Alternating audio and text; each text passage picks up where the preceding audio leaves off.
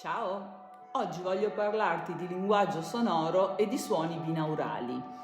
Quello che stai sentendo in sottofondo è esattamente un suono binaurale.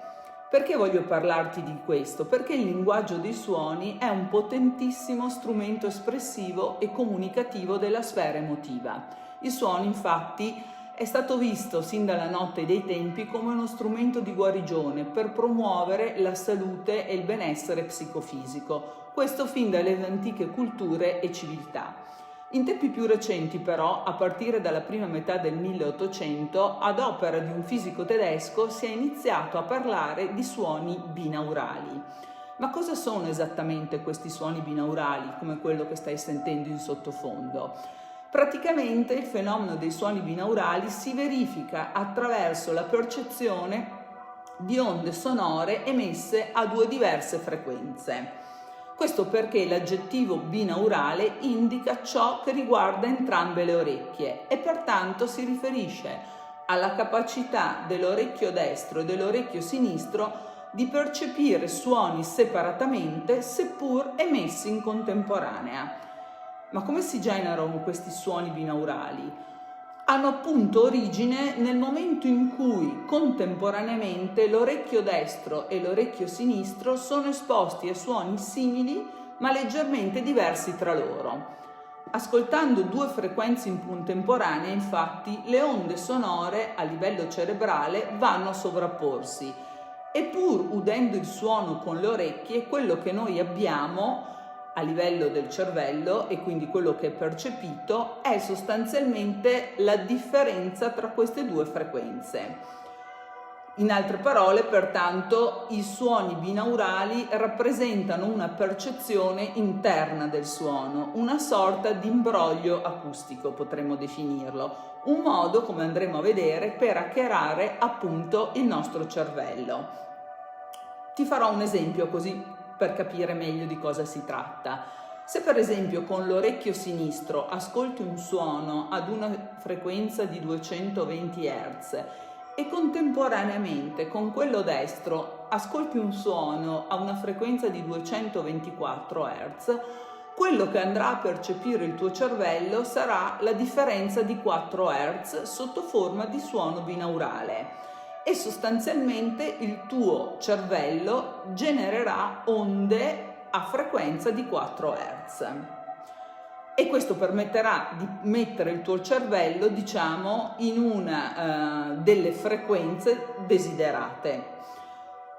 Giusto per rinfrescare un attimo la memoria, ricordiamo che gli Hertz sono l'unità di misura che indica il numero di oscillazioni di suono al secondo. Mentre per quanto concerne le frequenze del cervello, ricordiamo sostanzialmente che sono 5, cioè il nostro cervello genera onde in uno spettro di frequenze diverse, identificate in 5 diverse frequenze, che vanno dalle onde delta, le quelle a più basso livello, che sono a curvatura lenta, quindi la banda più bassa, diciamo, e sono quelle che riguardano il sonno profondo ristoratore.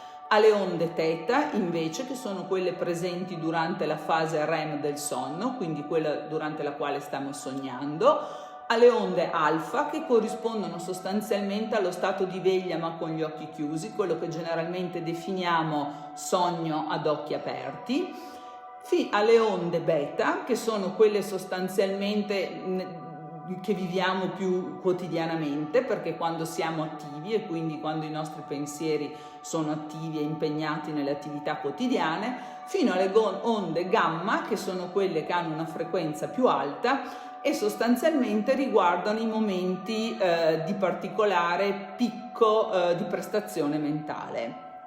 Bene, con l'uso consapevole dei suoni binaurali è possibile ottenere un determinato effetto sul cervello, inducendo dall'esterno appunto due suoni a frequenze diverse che saranno percepiti ciascuno da un orecchio, da una delle due orecchie.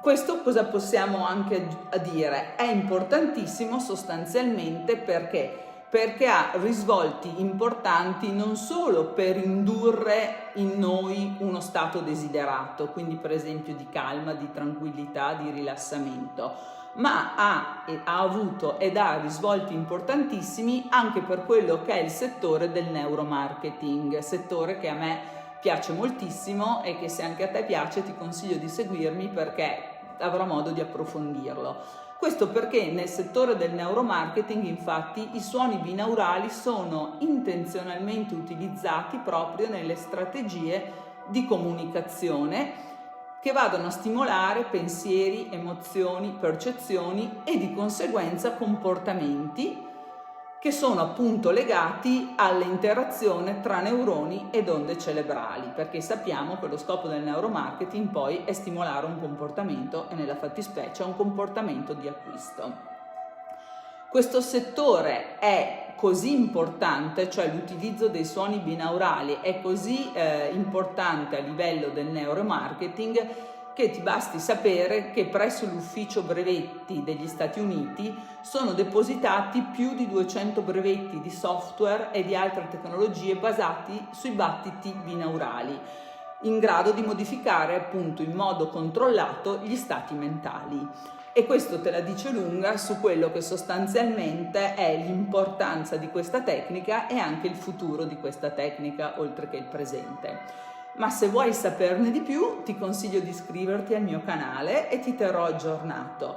E se vuoi godere di questi suoni, ti consiglio invece di sintonizzarti sul canale YouTube di Regan Hillier. Troverai qui sotto il link e potrai accedere alla sua playlist dove ci sono svariate colonne sonore di questi suoni che potranno indurti rilassamento piuttosto che focus, piuttosto che tranquillità interiore. Un'ultima cosa da dire, 2 accorgimenti. Per avere, come dire, un'esperienza ottimale dei suoni binaurali, innanzitutto ti consiglio di indossare delle cuffie stereo.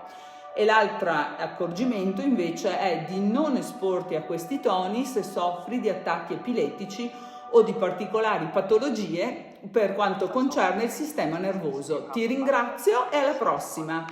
Ciao!